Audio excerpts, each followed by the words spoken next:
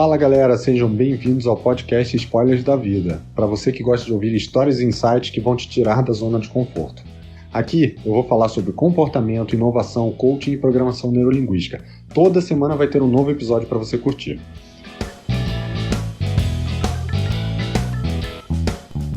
Fala pessoal, muito bom dia, sejam bem-vindos ao 13º episódio do podcast Spoilers da Vida. E nesse episódio eu vou falar sobre autossabotagem, mas eu vou falar num contexto de como isso pode influenciar no seu desenvolvimento e na tua carreira. Então, para começar, eu vou te contextualizar do que é autossabotagem. Autossabotagem é um processo no qual, inconscientemente ou conscientemente, a gente cria obstáculos ou situações para impedir que a gente faça algo ou tome alguma decisão que coloque a gente numa determinada situação de risco, de mudança, de desconforto. Por exemplo, imagina que você quer trocar de emprego e você se sente incomodado com o seu trabalho atual, tem um potencial enorme, mas vê que não é utilizado, você acredita que suas habilidades e competências poderiam ser melhores utilizadas num outro local e você decide que quer mudar de emprego. Essa decisão em si seria simples se você não criasse na sua mente um mais, um porém, um todavia, que geralmente quando a gente está falando de emprego eu estou muito bem preparado para o que eu faço hoje em dia, mas eu não estou preparado para o que o mercado tem utilizado, mas eu tenho uma idade avançada, mas eu não falo inglês. Então, autossabotagem é quando a gente cria, de forma consciente ou inconsciente, porém críticas e obstáculos para que a gente efetivamente siga adiante com a nossa decisão. E por que isso tudo é tão importante hoje em dia? Vamos pensar na sua carreira como um todo. Depois que a gente se forma, vai para a faculdade, termina a faculdade, aquele primeiro pensamento de eu esperei 4 anos para me formar, já venho estudando desde o primeiro grau, segundo grau, ensino médio, fundamental, hoje em dia tem nomes diferenciados, mas a verdade é que você passou a sua vida inteira estudando. E aí terminou a faculdade, qual é a primeira coisa que você quer fazer? Descansar, aproveitar, trabalhar para ganhar experiência e com essa experiência você ganha dinheiro também, que você utiliza para viajar, para se descontrair, para comprar coisas que você gosta. E muitas pessoas nessa hora, elas decidem parar de se desenvolver. Elas entram numa empresa e entendem que o desenvolvimento delas está atrelado ao que elas estão fazendo ali. E a verdade é que a empresa ela tem um escopo de trabalho muito fechado, você não necessariamente vai estar se desenvolvendo ali dentro. Óbvio, se você estiver numa empresa que tem um foco grande no desenvolvimento, isso vai funcionar, mas a verdade é que a carreira é sua e muitas pessoas deixam a carreira a cargo da empresa ou a cargo da sorte. E isso é um risco. Vamos pensar para o momento atual. Eu não sei quando você vai estar ouvindo esse podcast, né? Mas atualmente a gente está aqui num momento em que o mundo está passando por uma crise, por uma pandemia do coronavírus e muitas empresas podem sofrer seriamente com isso. Desde empresas grandes que eventualmente fazem viagens internacionais, têm contratos internacionais e podem ser impactadas por isso, até padarias, academias e o Uber mesmo, o cara que está ali trabalhando, que eventualmente as pessoas vão evitar sair e vão acabar diminuindo essa quantidade de pessoas que estão rodando na rua que precisam de Uber. Então o impacto ele pode ser enorme. E se você está focado simplesmente em deixar a vida te levar, pode ser que você seja arrastado para um momento como esse. Mas deixa eu tentar te trazer aqui para um porquê de eu estar falando sobre autossabotagem. Nessas últimas semanas eu tive com a minha equipe, com o meu time, trabalhando na parte de feedback. Na verdade, nem é um feedback, né? É um feed forward. É um feedback de desenvolvimento, não é de desempenho. A ideia é focar no que eles podem desenvolver para a carreira deles, para que eles sejam mais valorizados, seja para a empresa que eles estão hoje, seja pelo cliente que eles estão hoje, ou até mesmo para o futuro deles. O importante é que eles se sintam valorizados e que eles queiram crescer ao longo do tempo. E durante esse processo eu ouvi muitas questões que obviamente caíram como uma autossabotagem muito clara. Como, isso daqui eu vou ver, mas esse ano eu não vou conseguir porque eu tenho muita coisa que eu estou fazendo, eu vou casar, eu tive filho, ou eu não tenho tempo, eu não tenho dinheiro porque estou pagando uma pós-graduação. E a verdade é que tudo isso são desculpas, né? A gente acaba criando a desculpa que a gente acredita que seja suficiente para satisfazer a nós mesmos e a quem está ouvindo, para que a gente deixe de se desenvolver, para que a gente deixe de fazer um curso, para que a gente deixe de estudar, independente se precisa de um curso hoje em dia, principalmente para nós que somos da área de tecnologia, é muito mais fácil, você pode encontrar um treinamento na internet gratuito, uma pessoa que explique uma determinada tecnologia que você gostaria de se desenvolver, então é muito mais fácil para nossa área achar esse tipo de treinamento e acabar se desenvolvendo. mas a maioria das pessoas procura uma desculpa, porque é mais cômodo manter-se na zona de conforto. E o que pode acontecer? Bem, aí eu vou falar sobre as minhas 2 últimas semanas também, onde eu tive entrevistando muitas pessoas para algumas vagas que eu tenho aberto, e o que eu percebi foi que a maioria dessas pessoas que eu entrevistei eram pessoas que estavam há muito tempo na mesma empresa e que, quando eu olhava o currículo, elas não se desenvolveram, elas se mantiveram nas mesmas tecnologias que a empresa usava e elas não se importaram com o que efetivamente o mercado estava adotando ao longo do tempo. E aí, eventualmente, em algum momento, a empresa teve um problema e essas pessoas acabaram sendo desligadas. E eu perguntei, tá, e você já teve conhecimento com tal tecnologia e tal tecnologia? E aí eu percebi que a pessoa tinha acabado de ouvir falar sobre aquilo, ela tinha acabado de fazer um treinamento. E a maioria das empresas, ela não vai conseguir te oferecer o tempo da tua curva de aprendizado para te colocar dentro de uma operação. Ela precisa que você entre rodando. Na maioria dos casos, ela precisa que seja um profissional que esteja mais adaptado ao que o mercado está fazendo. E com isso, eu vou dar um número aqui só para vocês verem. De 27 pessoas entrevistadas, no final eu só consegui 6 currículos que efetivamente estavam aptos a começar um trabalho.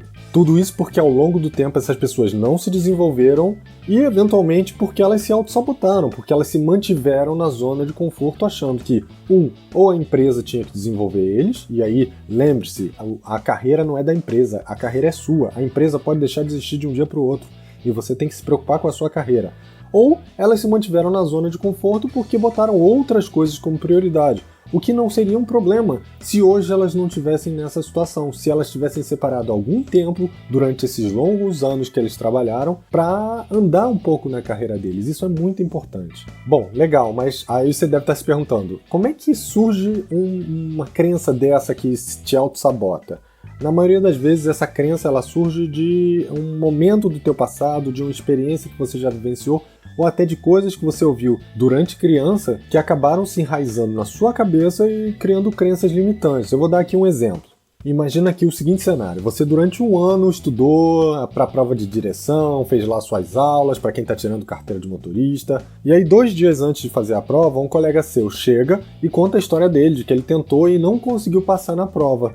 Então naquele momento que você estava lá entusiasmado para fazer, tranquilo, você começou a se sentir mal, a se sentir angustiado, a pensar que você podia não passar, e aquela prova começou a te trazer um sentimento de tristeza, algo irreal, inconsciente e que eventualmente vai mudar o seu comportamento perante aquela prova, podendo inclusive influenciar o resultado dessa mesma prova, de forma negativa. Então, veja como uma crença ela pode acabar te auto-sabotando. E o grande ponto é que esse medo de errar, de ser julgado, de correr risco, de se comprometer, pode acabar se tornando um hábito, pode acabar se tornando um hábito de procrastinar, de se auto-sabotar e te levar a outras características como um sentimento de angústia, ansiedade, depressão, tudo porque você não consegue seguir adiante com os seus objetivos. Algumas pessoas elas carregam uma carga emocional muito pesada durante a vida porque elas foram incapazes de se achar merecedoras do sucesso, da felicidade, tudo porque elas sempre se auto-sabotavam, achavam que isso não era para elas, e às vezes por crenças que foram criadas durante a infância, de alguém falar assim, filho, rico, para ser rico você tem que nascer rico ou você tem que saber roubar alguém. E aí aquela pessoa, ela acha que ela não é merecedora, porque ela não nasceu rica e ela também não quer ter que roubar ninguém para poder ter riqueza. Então isso daí acaba limitando essa pessoa durante a vida dela. Um outro cenário que acontece muitas vezes é você estar no seu trabalho, indo bem, se dedicando, tendo resultados positivos, você sabe o quanto você é importante, aí de repente seu chefe chega para você com uma oportunidade e aí você naquele momento, ao invés de dizer sim para aquele desafio, você pensa, será que não é um passo muito grande? Será que eu estou pronto para isso?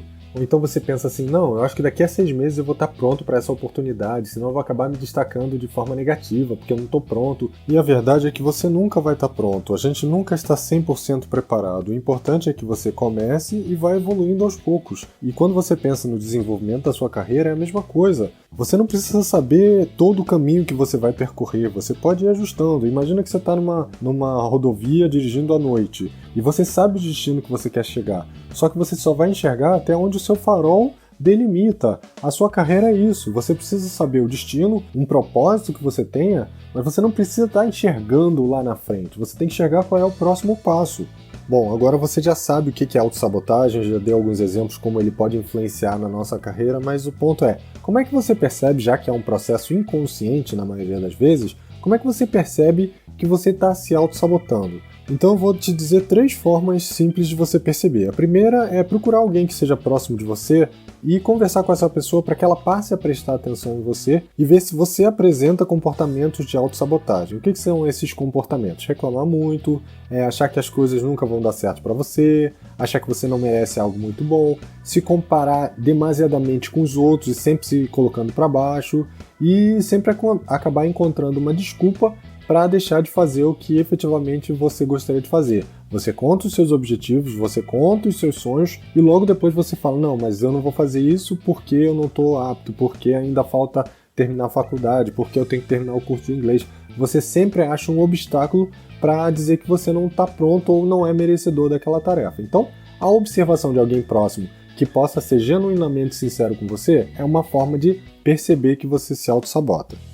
Uma outra forma é procurando uma ajuda profissional, por exemplo, um psicólogo que te ajude a entender sobre as crenças limitantes, que te ajude a fazer uma autocrítica, a entender o seu momento atual, quais são as partes da sua vida que precisam ser desenvolvidas, ou então um coach que te ajude a ter um autoconhecimento maior sobre o seu estado atual, onde você quer chegar e o que efetivamente você precisa desenvolver para chegar lá. E a última forma é você fazer uma autorreflexão, é perceber se existe alguma área específica na sua vida que por mais que você pense e sinta que está tudo bem, você não consegue evoluir. Isso é muito comum, principalmente na área de relacionamento.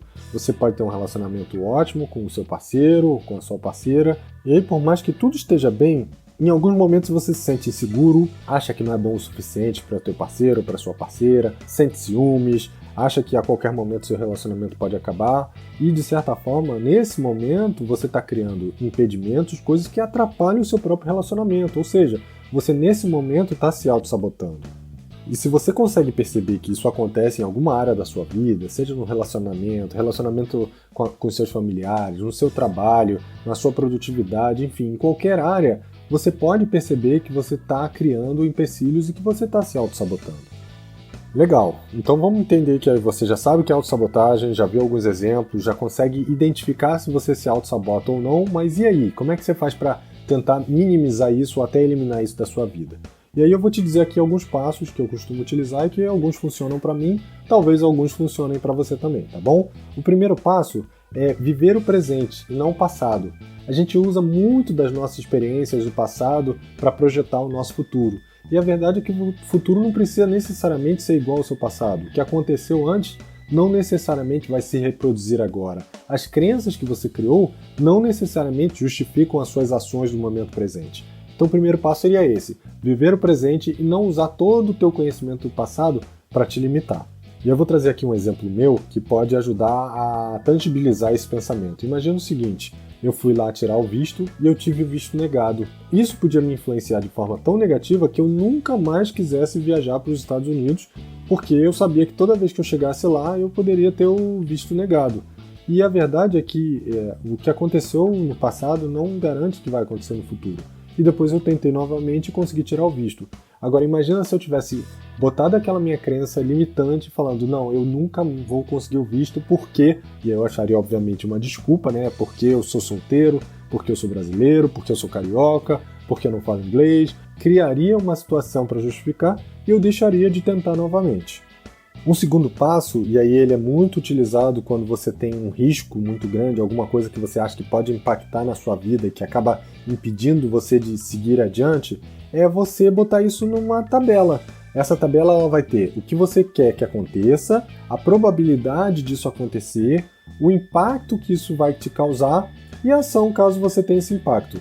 Eu sei que vai ficar complicado entender aqui no podcast, mas eu vou tentar explicar um pouquinho. Imagina que você quer trocar de emprego. E aí você tem... o pior cenário é você ser rejeitado na nova vaga e continuar no emprego atual. Qual é a probabilidade disso acontecer? Sei lá, 4 em 10. Qual é o impacto se isso acontecer? 2, porque eventualmente você já está empregado. Então fazer isso no momento atual não é um impacto tão grande. E qual a ação que você tem caso isso aconteça? Continuar procurando emprego e se desenvolver. Acho que isso daí fica claro. Agora vamos para o melhor cenário. No melhor cenário, você vai ter um emprego novo, com melhores benefícios e melhor qualidade de vida, sendo aproveitado todo o seu potencial. Qual é a probabilidade disso acontecer? Se conhecendo, talvez 6. Qual é o impacto para a sua vida se isso acontecer? 10, é tudo que você está procurando. E qual a ação que você vai fazer para que isso aconteça? Procurar uma empresa que seja dentro dos padrões que você quer e enviar o seu currículo. Então, se você comparar o melhor cenário com o pior cenário, os riscos são muito pequenos.